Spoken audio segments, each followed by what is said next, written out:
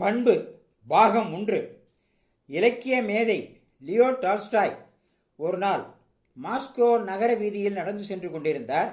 அவருக்கு எதிரே ஒரு பிச்சைக்காரர் வந்து யாசகம் கேட்டார். ஆனால் அவரிடம் அப்பொழுது காசு இல்லை.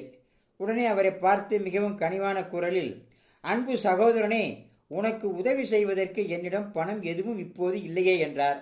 அவரது வார்த்தையை கேட்ட பிச்சைக்காரர் அவர் மேல் கோபம் கொள்ளாமல், தன் நிலையை எண்ணி நொந்து கொள்ளவும் இல்லாமல், மாறாக முகமலர்ச்சியோடு, நன்றி ஐயா, போய் வருகிறேன் என்றான். அவரது முகப்புரிப்பை பார்த்த டால்ஸ்டாய், நான் உங்களுக்கு எந்த உதவியும் செய்யவில்லை, ஆனால் நீங்கள் மகிழ்ச்சியோடு எனக்கு நன்றி செலுத்துகிறீர்களே என்று கேட்டார். அதற்கு அவன் சொன்னான், நான் இதுநாள் வரையில் என்னை எல்லோரும் வெறும் பிச்சைக்காரனாக நிறுத்தி விரட்டியிருக்கிறார்கள். ஆனால் நீங்கள் ஒருவர்தான் என்னை பாசத்தோடு ஒரு வார்த்தை சொன்னீர்கள். அது என்ன வார்த்தை?